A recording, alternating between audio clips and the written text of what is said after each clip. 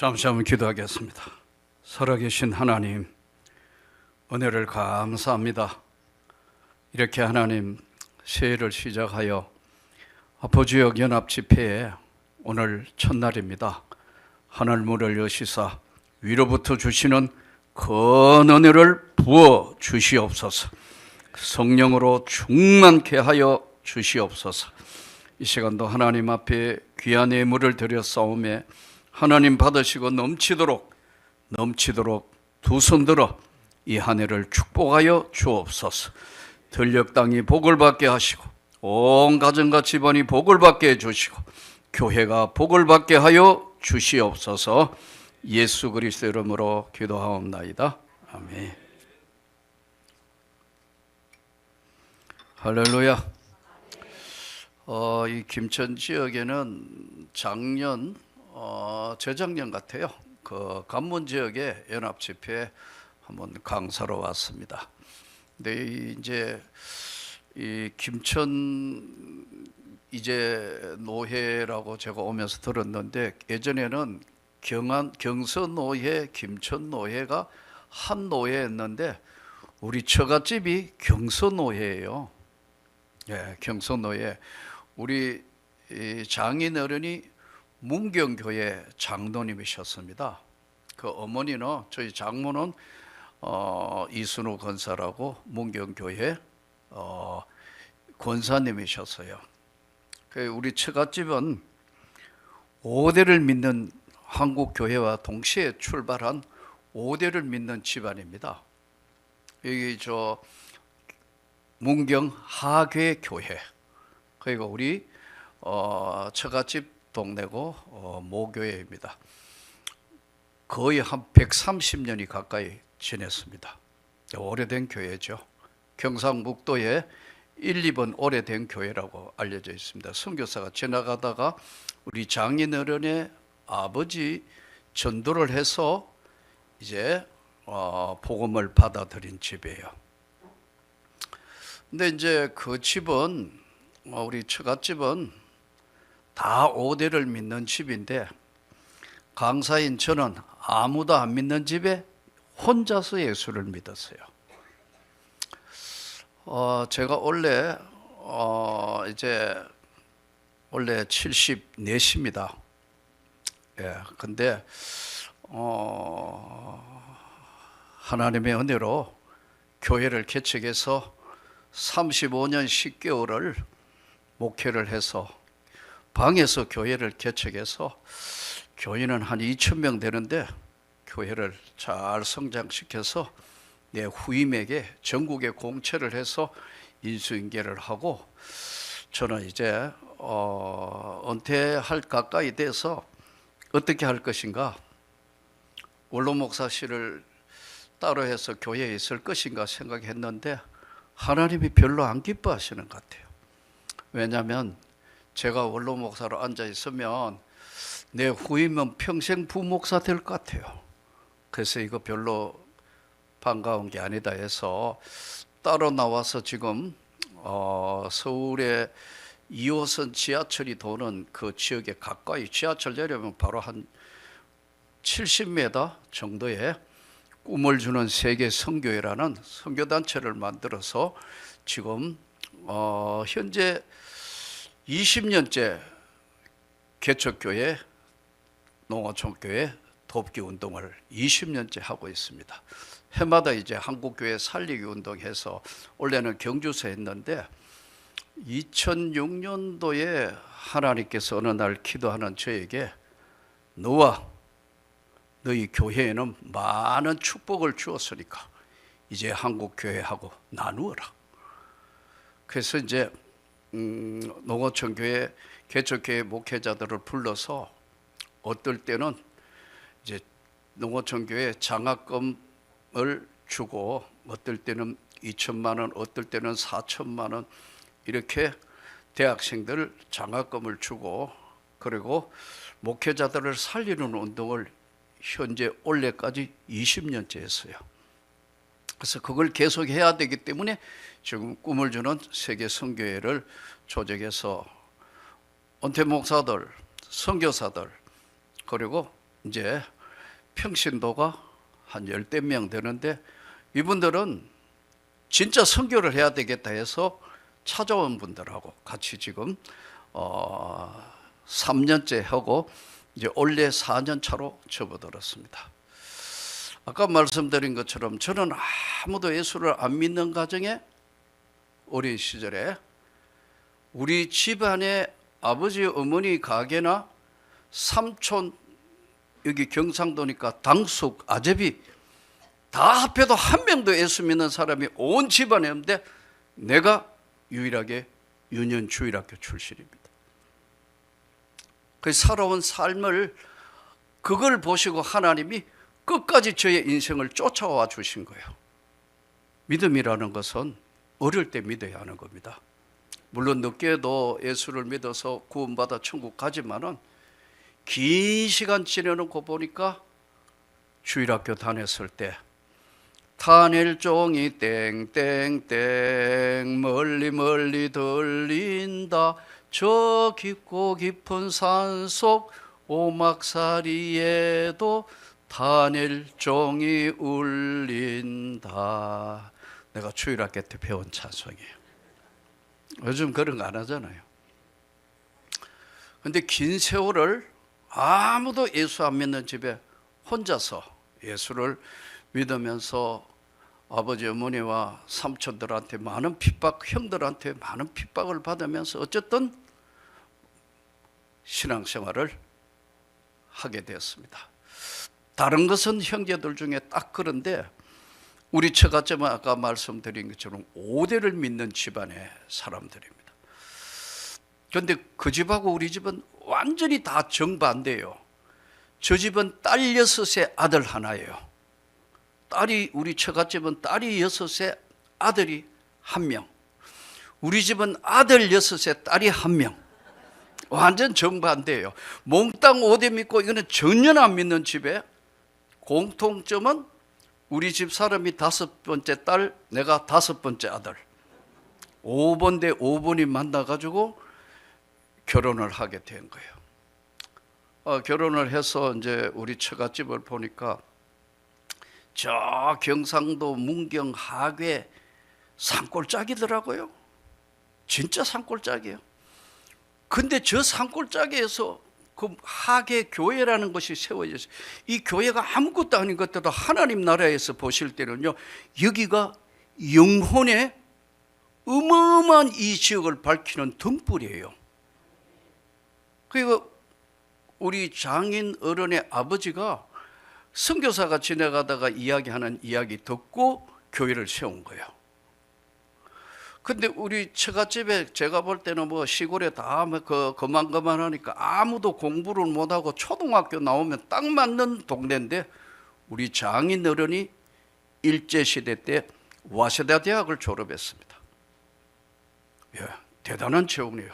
상경대학 그것도 4년제 와세다 대학을 졸업했다고.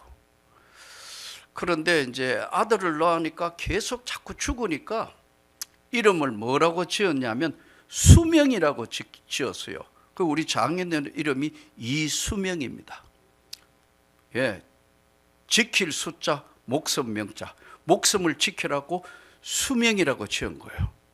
근데 이제 성장하는 과정에 우리에게만 이제 보통학교, 초등학교 이제 국민학교잖아요. 이제 했는데 뭐 이 국민학교 졸업하면 그 다음에 아무것도 안 하고 그냥 농사 짓고 이걸 끝내야 되는데 먼 친척 걸리는 아주 먼 친척 걸리는 사람이 일본서 지나가다가 마을에 쉬면서 먼 친척이니까 그 집에 주막에 하루 잔 거예요.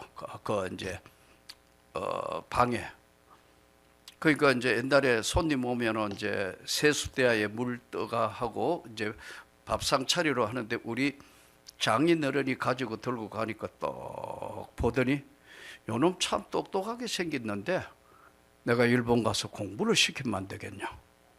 그래서 여러분, 난 놓고 기억자도 모르는 공부도 하나도 못한 사람도 많고 하는 그 동네에 일본에 가가 물론 고학하며 고생을 했겠지만 그 당시에 와세다 대학을 졸업했는데 대한민국에 그 당시에 대학 졸업한 사람이 208명밖에 안 됐다는. 그러니까요, 그건 하나님의 전적인 은혜예요. 딸이 6인데 그 집은, 우리 처갓집은 전부 뭐냐 하면요, 장로건사 다 장로건사예요. 그리고 지금은 뭐냐면 다 이 처형들하고 전부 다 선생 집안이에요. 우리 장인어른이 와세대 대학을 졸업하가 일제 때 그 졸업했으니까 서울에 경제기획원 전신 거기 근무했어요.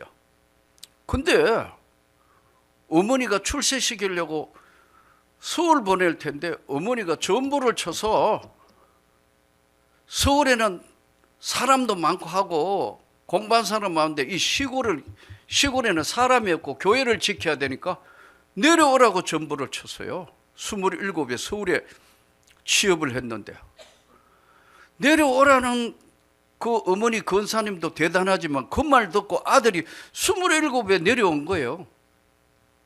그러니까 시골에 할 게 없는 거예요. 그 시골에 오니까. 그래서 고등국민학교를 만들어가 학교를 세운 게 문경 가은 중고등학교, 우리 장인어른이 세운 학교입니다. 안 놀래네요. 그러면 사립학교 세웠으니까 굉장히 폼 잡고 야 이런 데 할 때 욕심이 없는 집안입니다. 국가에 헌납했다. 아무 조건 없이 국가에 헌납하고 잠시 교감하고 평생 교장 선생으로 일생을 은퇴했고 교회 장로예요. 그 교회 지키려고 내려온 사람이라니까요. 그러니까 대단한 거 아니에요. 내가 우리 장인들은 볼 때마다 야, 참 진짜 훌륭한 장로입니다. 우리 장모님은 또 경서노회 여전도의 여전도 회장을 혼자서 10년 했습니다.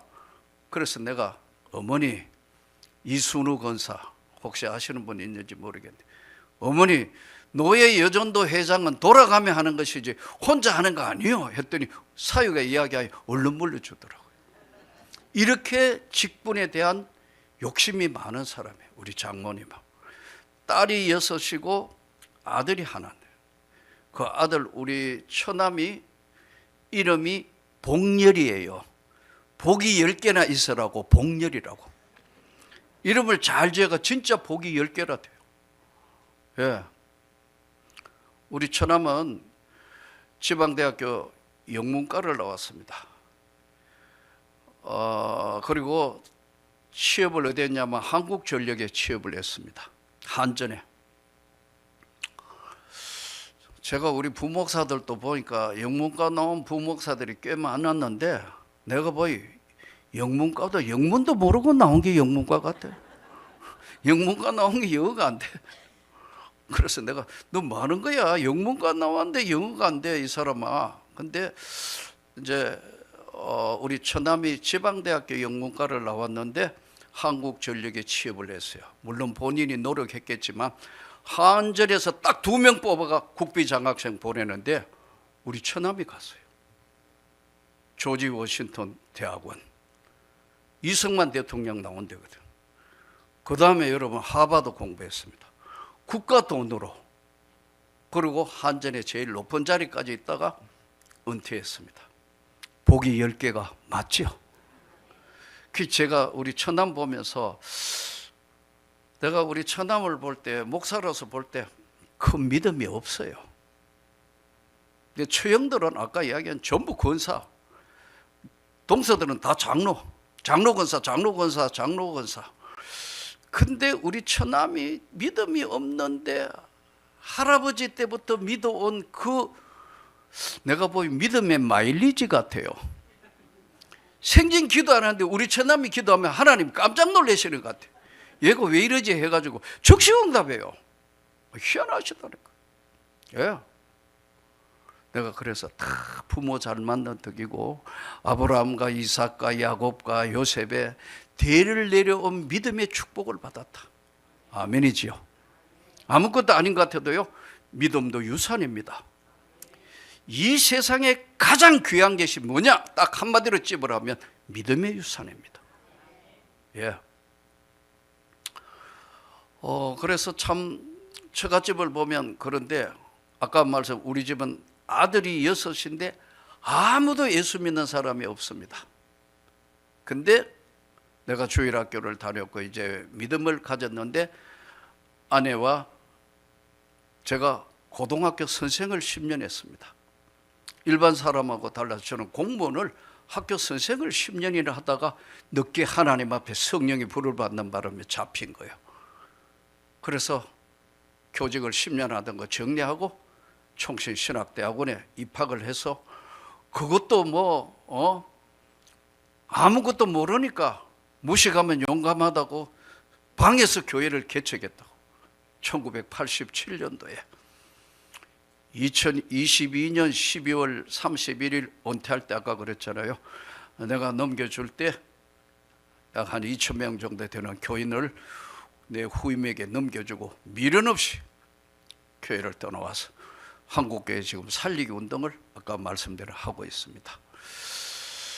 근데 아까 말씀드린 것처럼 아무도 안 믿는 집, 5대를 믿는 집, 5번째 저하고 우리 집 사람하고 이제 만남이 시작된데 지금 와서 생각하니까 계획은 인간이 할지라도 그 걸음을 인도하시는 건 여호와 하나님이시라. 저는 오늘 여러분들에게 말씀을 전할 주제는 삶 믿음에 대해서 여러분에게 말씀합니다. 한번 따라합시다. 삶 믿음. 그럼 우리가 믿음이 있다, 없다. 우리가 믿음으로 구원을 받았고 믿음으로 어려워지는데 믿음이 뭐냐는 거예요. 믿음은 4가지가 있습니다. 성경을 보니까 삶 믿음, 죽음 믿음, 병든 믿음, 다른 믿음. 자, 한번 따라합시다. 삶 믿음, 죽음 믿음, 병든 믿음, 다른 믿음. 삶 믿음은 반드시 시험을 이긴다. 삶 믿음은 기도의 응답을 받는다. 삶 믿음은 하나님이 역사가 나타난다. 지금 어떤 게 아니고 믿음이 죽었느냐 살았느냐 하는 것에 따라서 삶 믿음은 반드시 기도의 응답을 받는다. 삶 믿음은 하나님이 역사하신다. 근데 중요한 거는요, 믿음이 있는 것 같은데 들어도 믿음이 없어요. 말하는 것도 믿음 없는 말을 해요. 믿습니까? 하면 예, 믿습니다 하지만은 진짜 믿나는 거예요. 네 믿음이 너를 구원했다. 네 믿음대로 될지어다.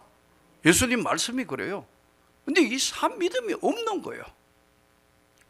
그러면 삶 믿음이 뭐냐 하면은요, 베드로전서 1장 4절에 썩지 않고 더럽히지 않고 쇠하지 않는 믿음.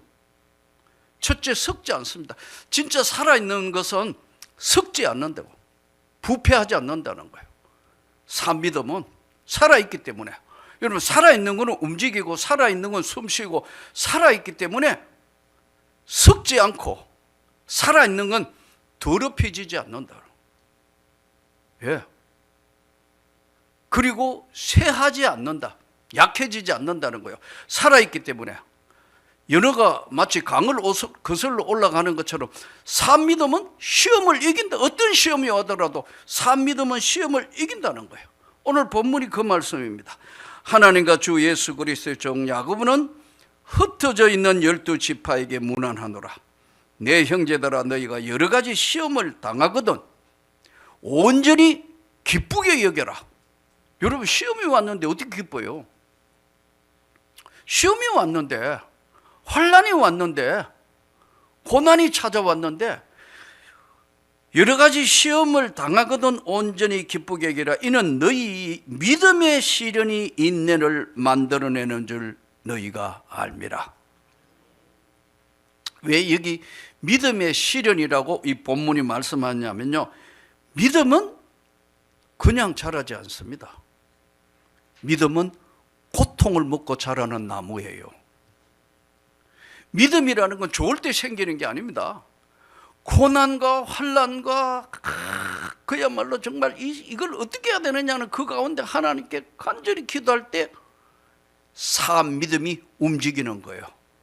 역사하는 거예요. 믿음의 시련이 견딜 수 있는 인내를 만들어내는 줄 알미라. 인내를 온전히 이루라. 이는 너희로 온전하고 구배하여 조금도 부족하지 않게 하신다. 산 믿음은. 그러면서 너희 중에 누구든지 지혜가 부족하거든 모든 사람에게 후히 주시고 꾸짖지 않은 하나님께 구해라. 그리하면 주신다. 저는 여러분들이 이 아버지에게 오늘 말씀 듣는 여러분 모두가 산 믿음으로 다시 출발하기를 축복합니다. 그래서 주제가 다시 시작하는 겁니다. 다시 시작하는. 제가 87년대에 고등학교 선생을 10년 하다가 정리하고 가니까요, 교장선 사표를 내니까 교장선생이 난리가 났어요. 이게 교장선생님 아무래도 이제 소명을 받아서 신학교로 올라가야 될 것 같다. 총신시험대. 나는 총신신대원 시험 과목도 모르고 시험 치러 올라갔다. 예. 시험 과목 못 치는. 왜냐하면 가야 될 거 안 가면 죽을 것 같아서 이제 갔는 거. 우리 집 사람 보고 아무래도 신학교 올라가야겠다. 우리 집 사람이 절대 안 된다는 거예요. 우리 집 사람도 학교 교사였거든요.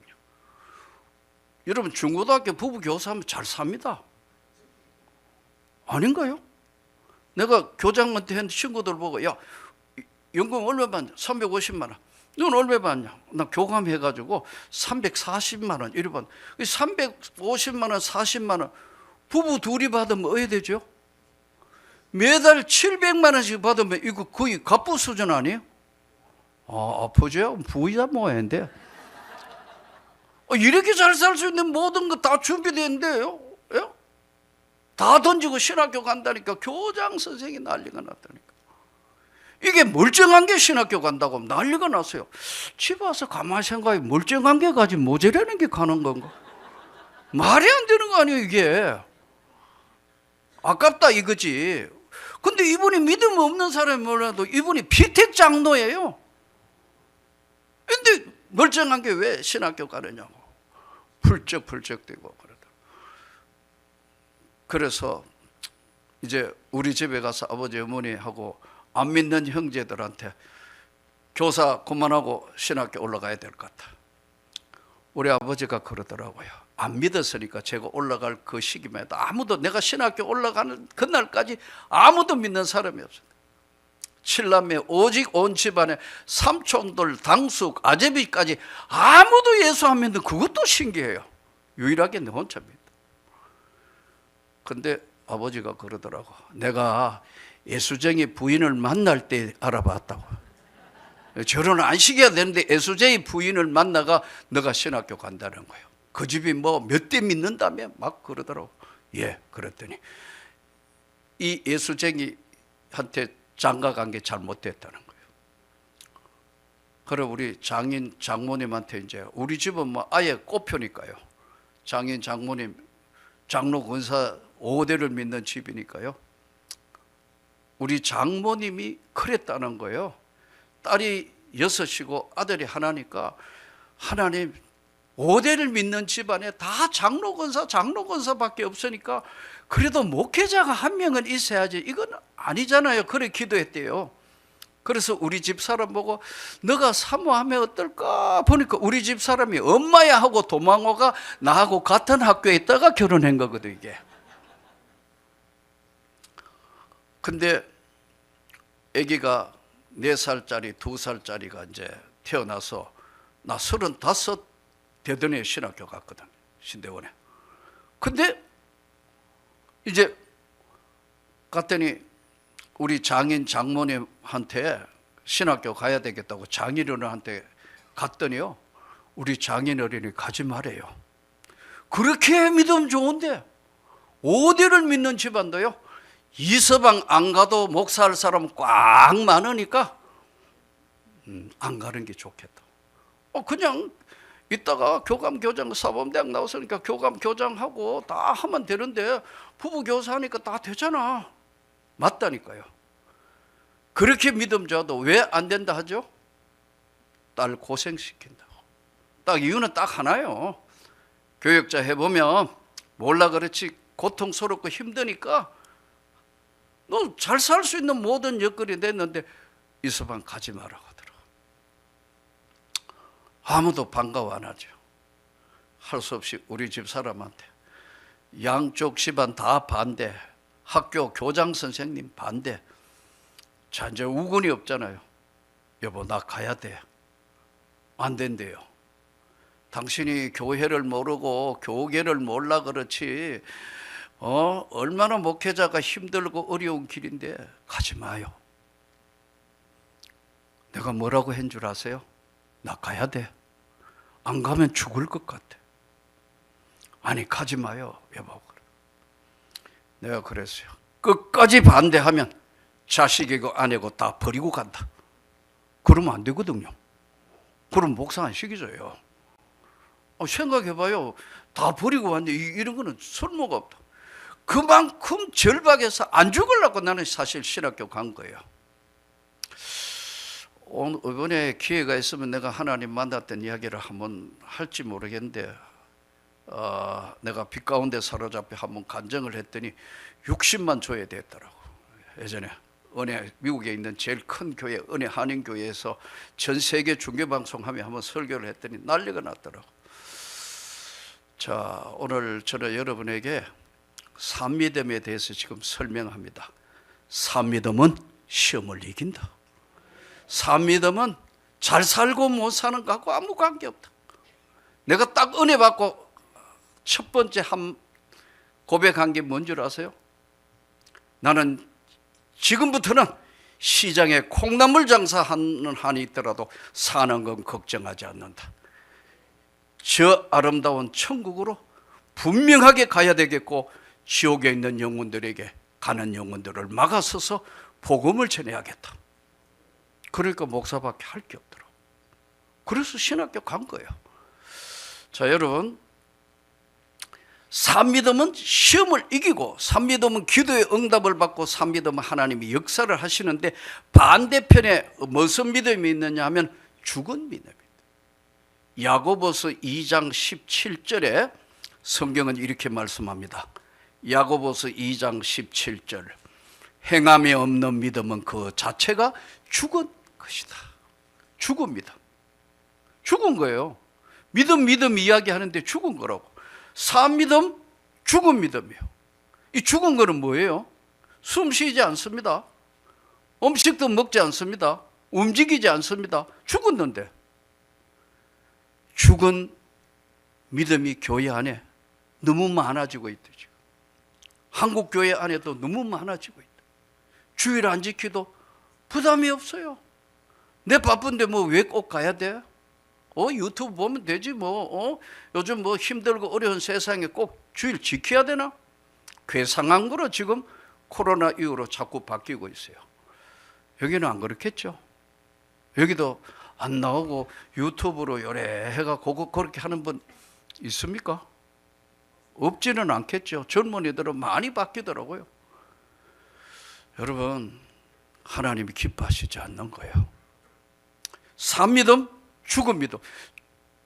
그 자체가 죽었기 때문에 역사가 안 나타나는. 역사가 안 나타난다. 산 믿음, 죽은 믿음, 중간에 뭐가 있냐면 병든 믿음이 있습니다. 요한계시록 3장 15절에서 16절에 보면은 라오디게아 교회를 향하여 편지하기를 차지도 덥지도 아니하여 내가 토하여 버리리라. 토해버린다는 거예요. 이 병이 들었습니다.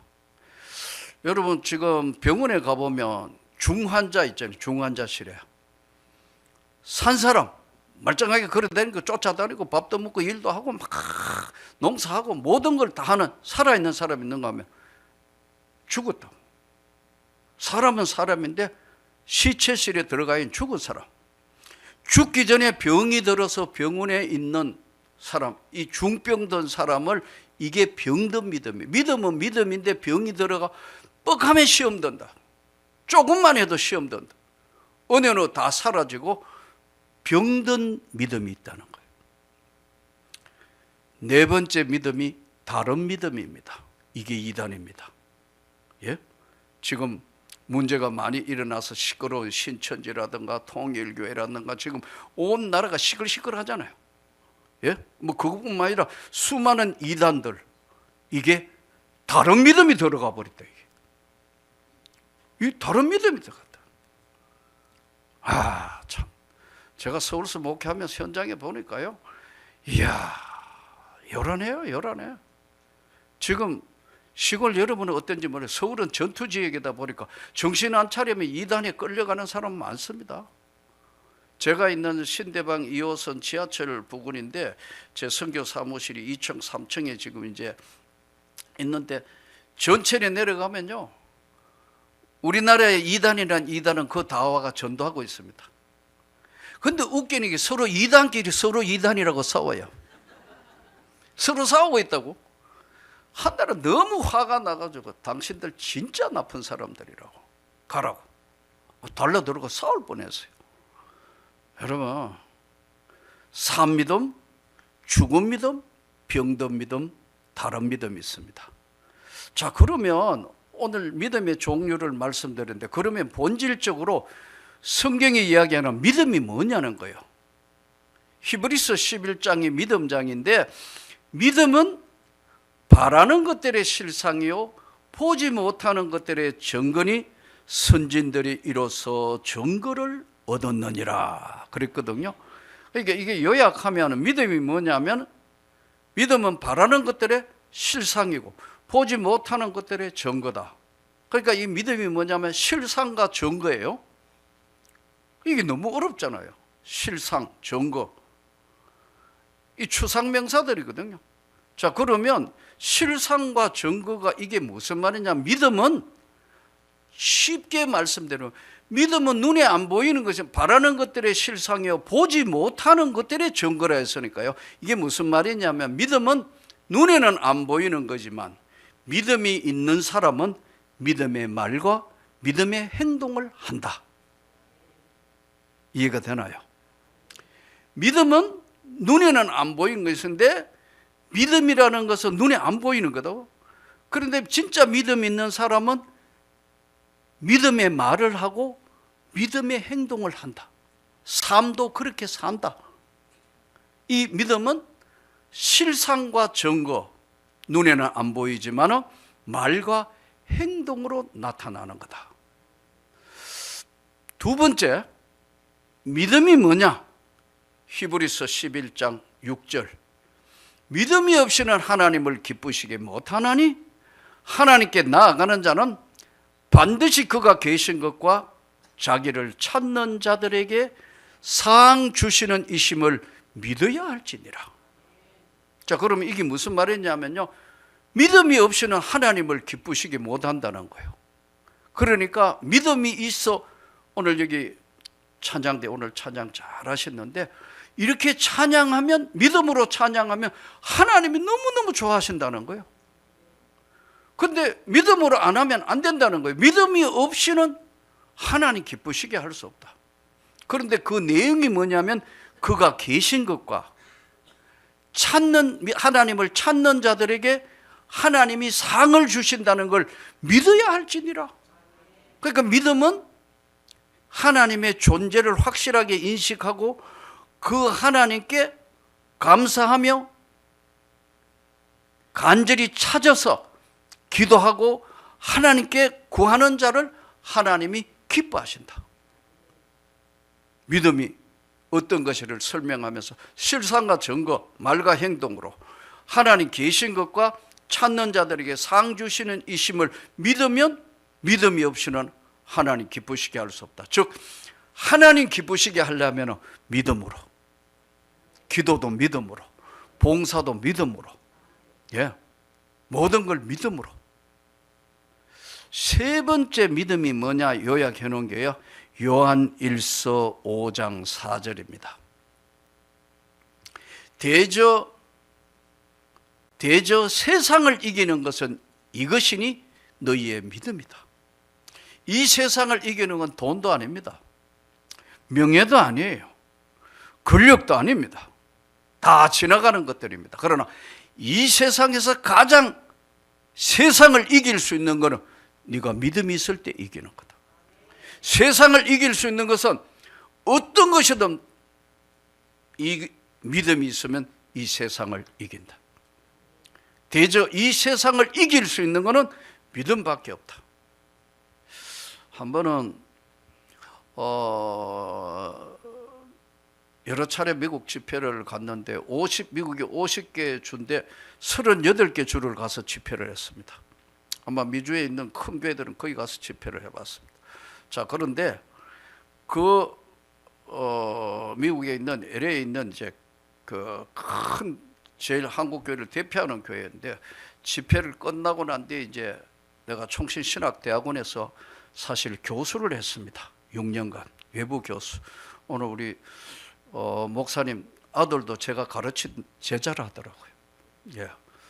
신대원에서 제가 신대원 3학년들 제 과목은 교회 개척과 교회 성장. 예. 이제 박사학위를 마치고 그냥 있었는데 어느 날 총장님이 학교 와서 강의를 좀 해서 후학들을 위해서 이 목사님이 시간을 내서 실제로 교회를 개척해서 성장한 사례와 교육부에 학위가 있어야 되기 때문에 목사님이 강의를 좀 해주시라고 하도 그래서 목요일마다 가서 6년을 매주 목요일 아침 8시부터 저녁 6시까지 강의 마칠 때까지 6년을 했습니다. 근데 강의하면서 늘 깨닫는 것이 있어요. 전도사들 중에서 진짜 은혜 받아서 온 전도사들이 있습니다. 눈이 반짝반짝한다고. 하나님이 다 이 전도사들을 세워서 한국교회를 세우기 위해서 하나님이 뽑아서 다 불러셨구나. 근데요, 참 놀라운 것은 내가 2012년부터 17년까지 강의를 했거든요. 근데 갈수록 기도를 적게 하는 거예요. 학점 따는 데만 관심이 있지. 내가 그랬어요. 학점도 중요하다. 그렇지만 너희가 진짜 살아계신 하나님의 공부를 하려면 너희가 이 신학 공부가 진짜 하나님을 만나는 공부가 돼야 되는데 학문적으로 이해만 해서 되는 게 아니야. 근데요, 학점 따는 데 관심이 있죠. 점점점 약화되더라고. 그걸 보면서 우리 한국교회가 점점 영적으로 약화되고 있구나 하는 걸 느끼겠더라고. 여러분, 아까도 말씀드렸지만 세상을 이길 수 있는 것은 믿음이라니까요. 아무리 공부를 많이 하고 뭐 하도 그게 아니에요. 목회는 은혜 받아야 하는 거예요. 성도도 은혜 받아야 하는 거라니까요. 성령 받아야 하는 거라니까요. 그거 별거 아니에요, 여러분. 물론 공부는 못한 것보다는 잘하는 게 낫겠고 안 한 것보다는 더 많이 한 것도 중요하겠지만, 그러나 근본적으로 하나님의 은혜를 받아야 하는 거예요. 저는 이번에 우리 아포지역 연합 이 집회 하나님께서 여러분에게 생애를 바꾸는 큰 은혜가 임하기를 축복합니다. 그 이제 강의를 이제 집회하고 나니 그 학교의 대학원에서 이제 교수로 했기 때문에 이 목사님 학생들 강의를 좀 해달라 하더라고요. 강의를 했는데 아주 연세 많은 분이 한 분이 있더라고, 어른이. 그래서 이제 다 끝났더니요, 이제 그날 제 강의는 믿음의 유산에 대해서 강의를 했어요. 나가는데 제 손을 꽉 잡는 거예요. 할아버지예요. 왜 그러시냐니까요.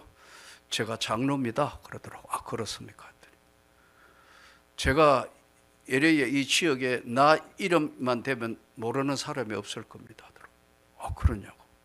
목사님 옆에 서 계시고 총장도 옆에 서 계시는데 참 이 손을 잡고 우시니까 오늘 강의를 들으니까 인생을 헛살았다는 걸 알았다니까.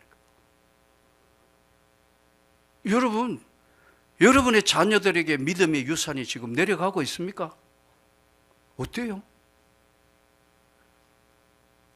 내 자녀가 진짜 예수의 믿음으로 그 믿음을 유산으로 받아 있느냐는 거예요. 이 세상에 가장 위대한 유산이 믿음이라는 거예요. 믿음이 없이는 하나님 기쁘시게 할 수가 없는데, 자기가 아까 말한 아들 뭐 며느리 의사, 변호사, 미국에서 큰 사업가 했는데 어릴 때는 주일학교 다녔는데 고등학교 졸업하고 미국 같은 데는 뉴욕으로도 가고 워싱턴으로 가고 이번에 LA에 있는 대도시를 흩어져가 다 성공을 했는데 믿음 다 까먹어. 그걸 안 믿는 며느리, 안 믿는 사이, 이리 섞기가 사니까 이제 믿음 없는 손자, 손녀도 안 믿는 거예요. 그러려니 생각했는데 가장 중요한 믿음의 유산을 나는 아무것도 남기지 못했다.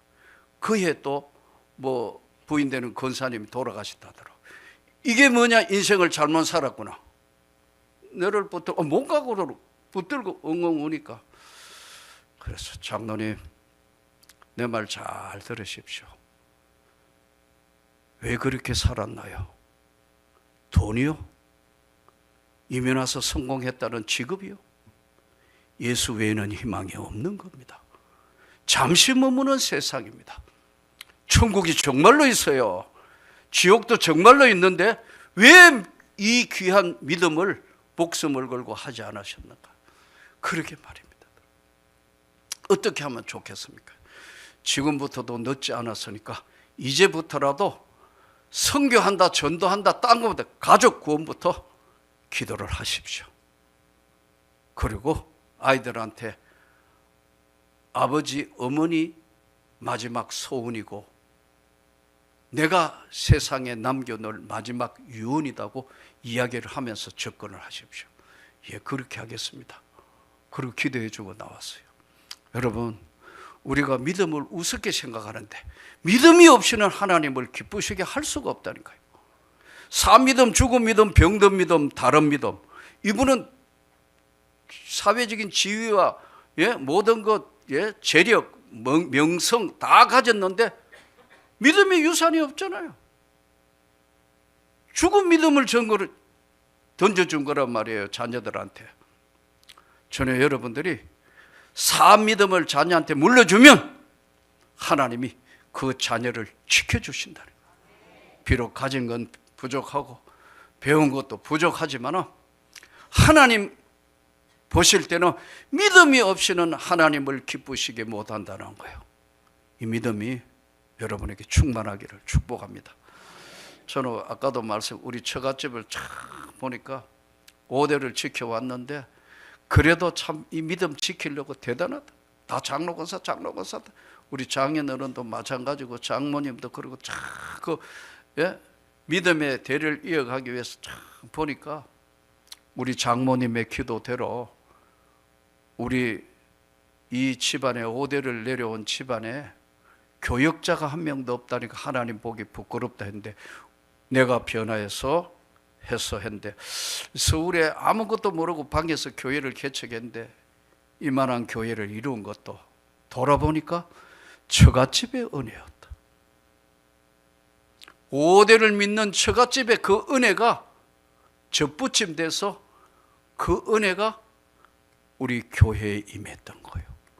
난 처음에는 내가 은혜 받아가 물론 내가 은혜 받은 것도 없잖아 있겠지만 5대를 믿어온 하나님의 그 은혜가 우리 장인어른이 개척교회 할 때 지하 개척교회 할 때 와가 그런 기도를 하더라고. 하나님 5대를 믿어온 선대의 집에 사위가 목사의 길을 가고 딸이 사모가 됐는데 우리가 잘못 믿지 않았다면 이 교회에 은혜를 베푸시옵소서. 울면서 기도하시더라고요. 지금도 엊그저께 들은 것 같아요. 근데 하나님 지하교회에서 하나님 복을 주시는 거예요. 역사를 시작하시더라고요.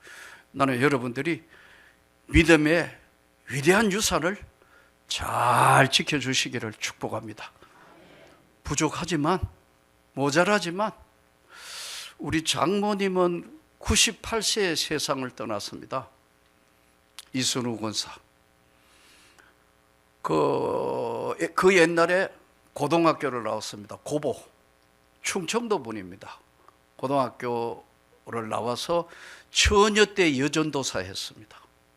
그러다가 우리 장인 만나서 이제 이 한 교회의 권사로 평생을 섬겼는데요. 기도 대장입니다. 하나님 앞에 기도하는 모습 보면요, 이야 대단하구나. 98세에 돌아가셨는데 제 위에 동서 이제 집에서, 최영래 집에서 계셨는데 문경에 계시다가 그때 우리 동서는 전부, 동서들 아까 말씀 전부 장로 권사고, 예, 저 숭실고등학교 교장, 장로, 예, 통합체계 장로님, 그 다음에 그 또 밑에 장로님, 명지고등학교 교장, 다 장로, 권사, 다 그렇습니다. 내 밑에 동서 세명대학교 교수, 처제, 다 장로 권사, 다 장로 권사라니까요. 근데 우리 장모님이 이제 위독하다고 우리 동서 형님이 이 목사 빨리 좀 와야 될 것 같아서 가니까요, 의식이 없어요. 할머니가 이제 돌아가실 때가 된대요. 의식이 아무것도 없는데 힘이 없으니 기대가 있는데 98세. 마지막 임종 예배를 드리는데 지금까지 지내온 것 주의 크신 은혜라, 한이 없는 주의 사랑 어찌 이루 말하랴 찬양하는데 의식이 없는 할머니가 따라하는 거 있죠. 입만 탈싹. 이야, 그러고 돌아가셨습니다. 이 믿음의 유산을 지키기 위한 처절한 싸움을 하신 거예요. 아까도 그 시대에 와세대 대학 나왔는데, 지금도 와세대 대학 나왔다면 대단할 건데요, 다 버리고 시골 교회 지키러 왔다니까요. 여러분, 믿음이 이런 겁니다. 믿음은 유산이라니까. 여러분, 우리 자녀들 믿음의 유산을 잘 지키기를 축복합니다. 저는 4살짜리 2살짜리 아이를 데리고 서울로 올라가 목회하면서 아이들한테 개척교회 해보니까 돌볼 여가가 없다. 맨날 기도하는 거야. 하나님, 이거 내가 돌볼 수도 없고, 우리 부부 교사였지만 도저히 돌볼 수 없으니까 이 아이들을 불쌍히 여기라고. 예, 아들이고 딸인데 아들은 목사입니다. 예, 아들은 목사고 딸은 서울대학 나와서 변호사입니다. 강남에 지금 로펌의 변호사입니다. 제가 아이들 보고 그런 이야기를 합니다. 너희가 그래도 엄마를 통하여 보면 5대를 믿었고 아버지를 이어서는 목사의 자존심을 지켜서 진심으로 고맙고 감사하다. 너희가 믿음만 지키면 하나님은 세상에서 가장 귀하게 생각할 거다. 이거는 저에게만 해당하는 게 아닙니다. 여러분, 우리가 가지고 있는 거, 배운 거, 그게 중요한 게 아니고 믿음의 유산을 가진 자라는 거, 산 믿음만 가지고 있으면 반드시 여러분 자녀 대에, 손자, 손녀 대에, 그 아래 대에 자손 천대를 내가 기억하리라. 하나님 말씀이에요. 이 믿음을 잘 지키기를 축복합니다. 너희 중에 누구든지 지혜가 부족하거든 모든 사람에게 후히 주시고 꾸짖지 아니하는 하나님께 구하라. 그래하면 주시리라. 87년도에 서울에 올라가서 신학대학원에 입학했는데, 개척하려고 개척한 게 아니고 늦은 나이에 가니까 아무도 오라는 데가 없더라고. 그래서 신학대학원에 교육전도사 써달라고 학교에 이력서를 냈더니 35, 36 이제 됐는데, 그 다음 해가 바뀌니까 아무도 나를 써주는 데가 없어요. 주일이 됐는데 갈 데가 없잖아요. 그래서 할 수 없이 방에서 오늘 하루는 동계 강좌할 때, 하루는 세계 제일 크다는 순복음교회 가보고, 하루는 제일 크다는 장로교 소망교회 가보고, 여기저기 떠돌아다니는데 그것도 하루 이틀이지 할 일이 아니더라고. 한 달 돌아다녀봐. 그래서 3월달 되니까 동계 강좌도 끝나고 본격적으로 학교 수업 시작하니 또 레포트를 얼마나 많이 내는지요. 교수들이, 젊은 교수들이 하여튼 내가 그래서 내가 교수하면서는 좀 적게 내가 어느 정도만 하지 너무 그렇게 하면 안 된다고. 기도도 하고 균형을 이룰 수 있도록 해야 된다. 그 나는 교수할 때 레포트 많이 안 냈습니다. 다 어느 정도만 균형을 잡고 해야 돼. 자, 그런데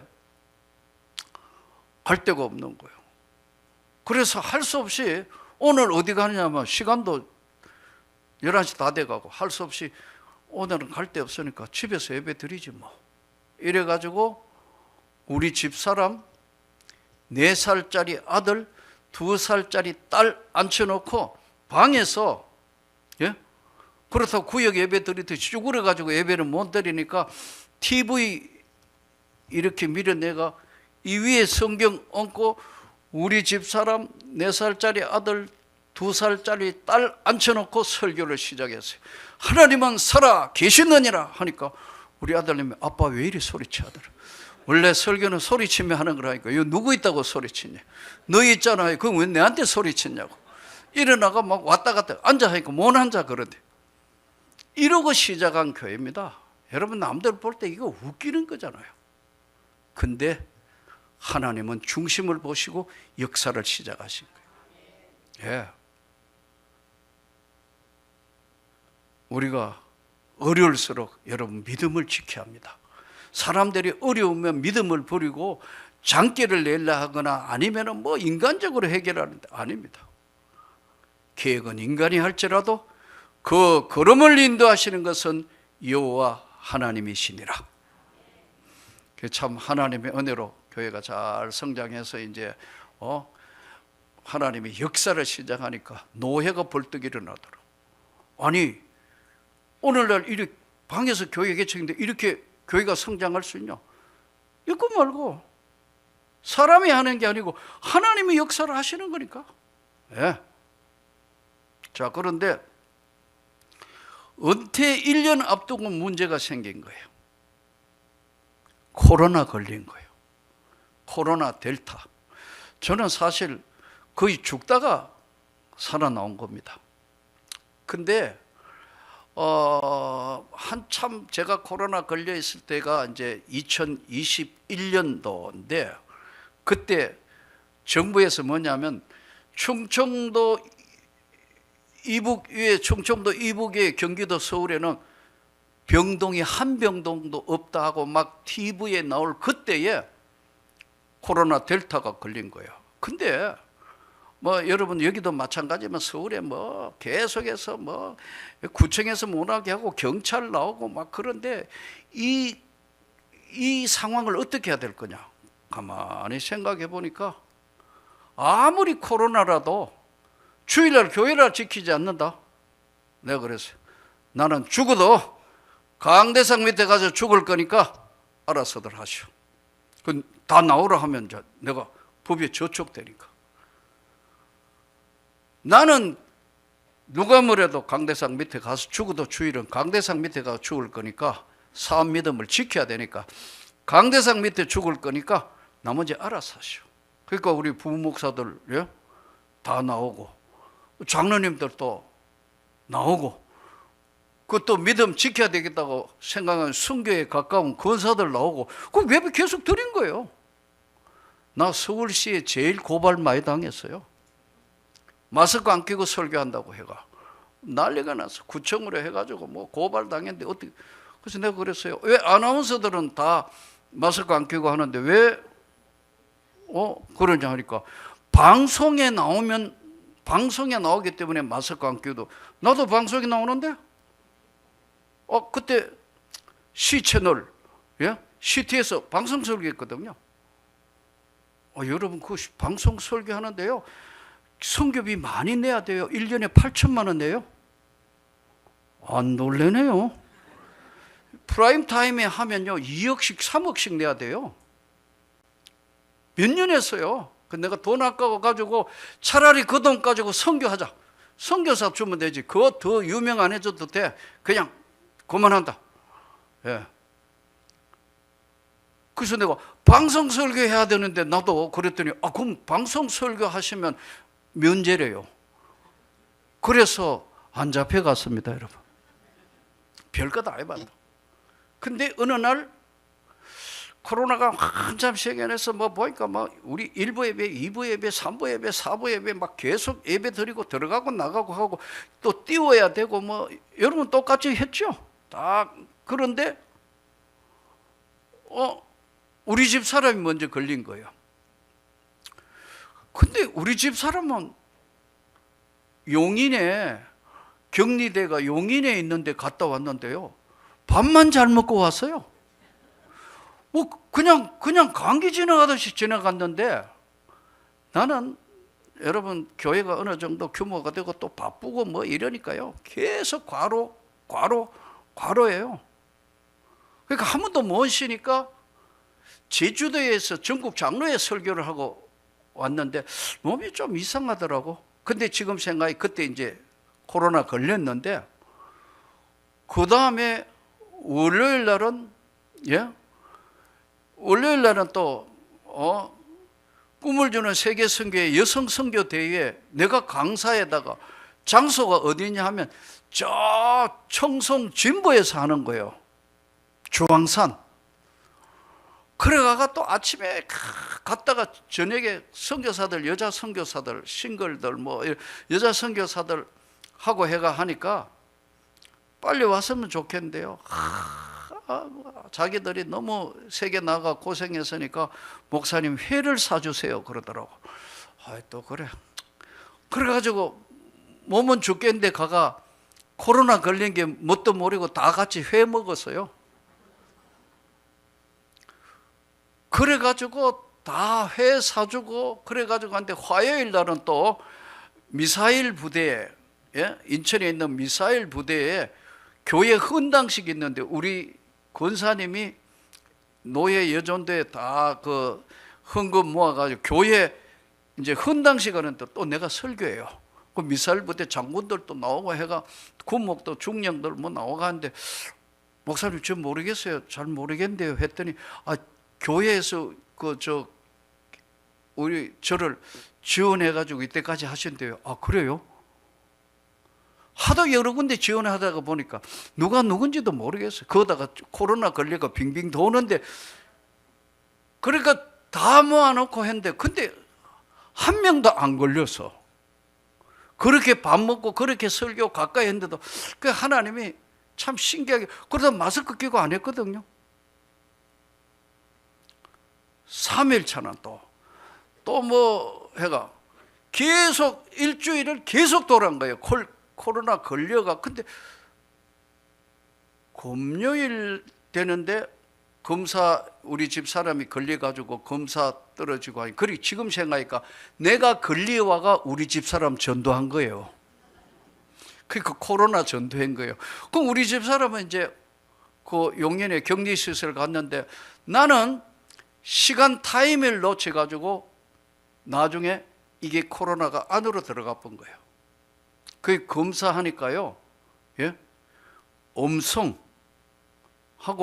그 다음에 양성이 나와야 되잖아요. 딱 검사하니까 음성이에요. 근데 몸이 왜 이렇지 이거 도저히 안 되겠는데. 근데 주일이 된 거예요. 그 주일이 또 뭐냐 하면은 추수감사 주일이에요. 세례까지 다 줘야 돼. 그래가지고 세례까지 다 주고 추수감사 주일 했는데 아침에 추수감사 주일 아침에 일부 예배 하려고 7시 일하려고 몸을 하니까 못 움직이겠는 거예요. 그래서 어떻게 해야 되나? 갑자기 주일날 부목사 보고 설교하라 하니까 이거 어떻게 부목사가 주일인데 어떻게 준비하냐? 그 우리 집 사람이 이제 내가 그렇게 이야기했더니 가기 전에 용인이 가기 전이었거든요. 우리 집 사람이 뭐라 하냐면 이래요. 부목사가 무슨 죄진 거요? 주일날 갑자기 설교하라면 어떻게 되냐고. 그래도 죽어도 교회 가가 죽어야지. 그러면 안 되죠. 그래요. 남편이 지금 죽어가는데. 그래가지고 가가지고 또 1부, 2부, 3부 세례까지 다 했는데 천지가 빙빙 도는 거예요. 도저히 오후 예배는 못 할 것 같으니까 부목사들 보고, 수석 부목사 보고 알아서 하라고. 집에 돌아왔는데 12시간을 잔 거예요.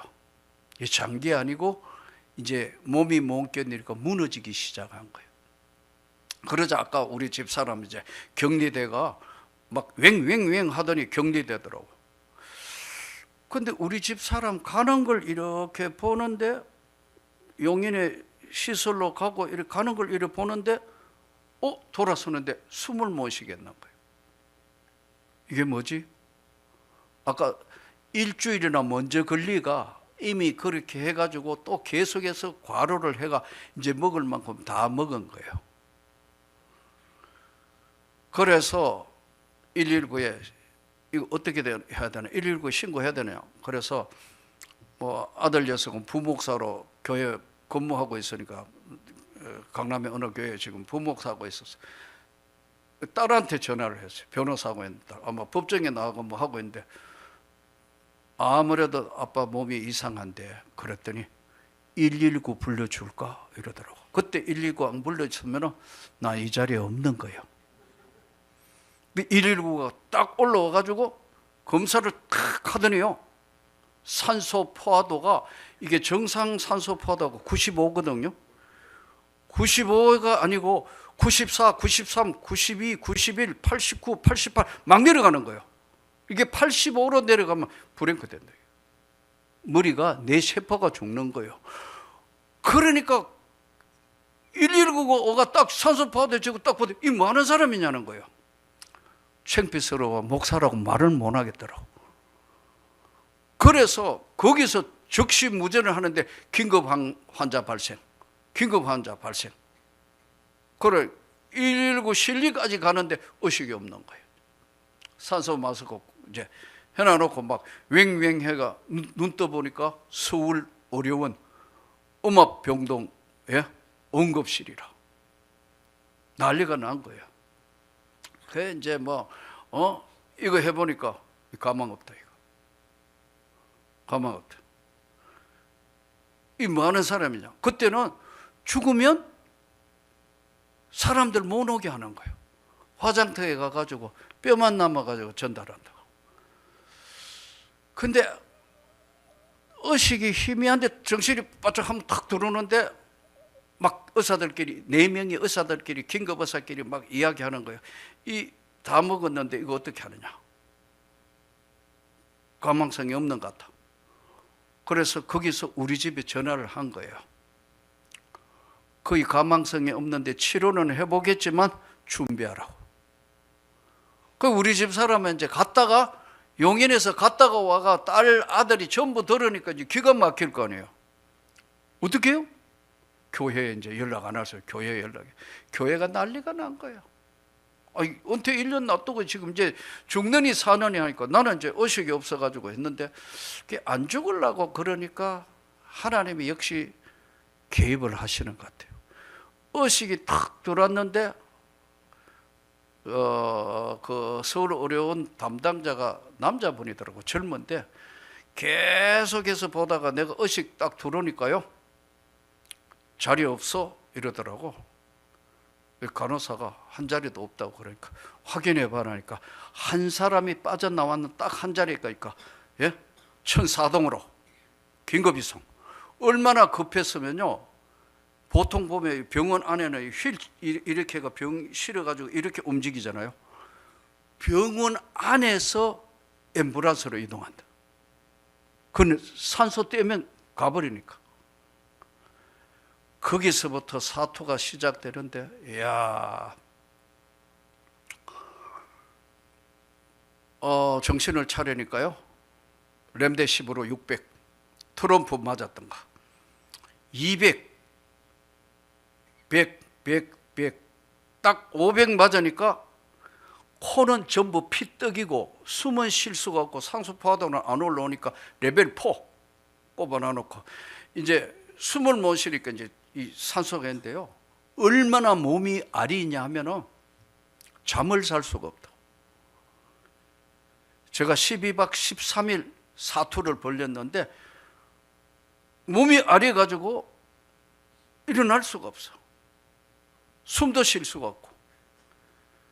그런데 그 절박한 순간들이 정확하게 2021년 12월 6일하고 7일 넘어가는데요. 너무 힘드니까 음식도 못 먹겠고, 예? 물도 마시려면 토하는 거예요. 마치 여자분들이 그 아기 가졌는 거하고 똑같아. 음식은 들어오는데 먹지 못하고 계속 그냥 나가는데, 아, 못 먹어도 죽는구나, 이런 생각이 들더라고요. 숨도 쉬기도 힘들지만. 그래서 간호사에게 의식이 돌아왔을 때 그랬어요. 밥을 못 먹겠으니까 죽을 줄 수 있냐? 가능하대요. 여러분, 죽을 안 죽으려고 죽을 젓가락으로 찍어가, 죽을 젓가락으로 찍어가 이러고 있다 그런 거. 내 모습을 여러분 한번 상상을 해보세요. 하나님, 불쌍히 여기라고. 그런데 몸이 아려가지고 잘 수가 없다니까요. 자는 게 아니고 이렇게 까무러쳤다고 눈 떠보면 7분 잤어요. 10분, 7분. 그래서 우리나라에서 제일 강한 수면제를 달라 하니까 의사하고 상의해 본다 하더니 수면제 가져. 나 수면제 강한 게 굵은 건 줄 알았는데 그게 아니고 양은 똑같더라고. 혓바닥 밑에 이렇게가 딱 넘기는데 수면제 먹고 얼마 잤냐면 10분. 10분 뒤에는 잘 수가 없는 거예요. 몸이 못 자도록 이게 만드는 거예요. 이대로면 12월 6일하고 7일 넘어가는데 생각을 해보니까요. 이제 어쩌면 내일 아침에는 눈을 못 뜨겠다. 그날이 주일인 거예요. 이래 의식이 희미한 데서 눈을 떠가 이래 보니까 하늘이 그렇게 맑더라고. 마지막 기도를 해야 되겠구나. 그래서 한 11시쯤 된 것 같아요. 기도를 했어요. 하나님, 후회 없이 인생을 살았습니다. 그런데 하나님, 이건 아닌 것 같습니다. 지금 마무리를 해야 후임도 정하고 다 모든 걸 교회도 정리해야 되고 지금 모든 것이 준비된 게 하나도 없는데 하나님, 한 번만 불쌍히 여기주십시오. 마지막 기도할 게 없더라고. 한 번만 후히 주시고 꾸짖지 아니하는 하나님께 구해라. 그리하면 주시리라. 하나님, 한 번만 공길히 여겨주십시오. 그러고 할 기도 다 했다 하니까 이제 의식이 거의 가물가물하니까 눈 떴는데 처음으로 4시간 잤어요. 눈 떠보니까 새벽 2시 40분인데요. 놀라운 경험을 했어요. 새벽 2시 40분인데 눈을 딱 보니까 아직 안 죽었구나. 근데 옆에 할아버지가 80세 할아버지는 2달째 에코물을 걸어놨는데 의식이 없는 거예요. 그 사람이 1번 중환자, 내가 2번 중환자, 3번, 4번 4명이 있는데 다 음압병동이에요. 이래 보니까 할아버지는 그대로 누워있고 의식이 돌았어요. 아직 안 죽었구나. 기도를 해야지. 그래도 억지로 벽으로 붙이가, 이거 나오면 산소가 안 되기 때문에 억지로 벽으로 붙여가지고 하나님, 그러는데요, 내 입에서 놀라운 이야기가 튀어나와요.